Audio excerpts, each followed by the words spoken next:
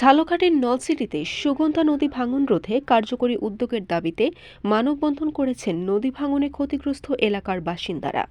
শুক্রবার বিকেলে উপজেলার কুলকাঠি ইউনিয়নে সুগন্ধা নদীর সরই পয়েন্ট তীরে এই মানববন্ধন অনুষ্ঠিত হয়। এতে অংশ নেন সরই ও বারুইকরণের স্থানীয় বাসিন্দারা। মানববন্ধনে বক্তারা বলেন, বছরের পর বছর ধরে নদী ভাঙনের কারণে শত শত পরিবার ঘরবাড়ি, জমিজমা ও জীবিকা হারাচ্ছে। নদীর গর্ভে বিলীন হয়ে গেছে। তাই আমাদের এই সবার দাবি হচ্ছে যে এখানে দেখেন পুরুষ, মহিলা, বাচ্চা সবাই আসছে। যেই এলাকায় যদি দ্রুত প্রয়োজনীয় ব্যবস্থা না নেওয়া হয়, এই এলাকাটা বিলীন হয়ে যাবে নদীতে।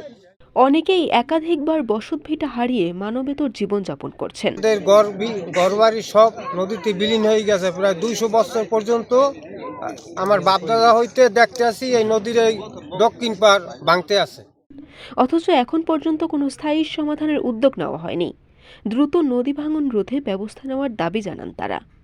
এ সময় বক্তব্য রাখেন বারুইকরণ ওয়ার্ডের সাবেক ইউপি সদস্য খোকন হাওলাদার, সরই এলাকার বাসিন্দা শাহিন তালুকদার, আব্দুল কুদ্দুস, শাহজাহান তালুকদার, সোহরাব হোসেন, আব্দুল রশিদ মোল্লা, জালাল উদ্দিন খান শাহিন।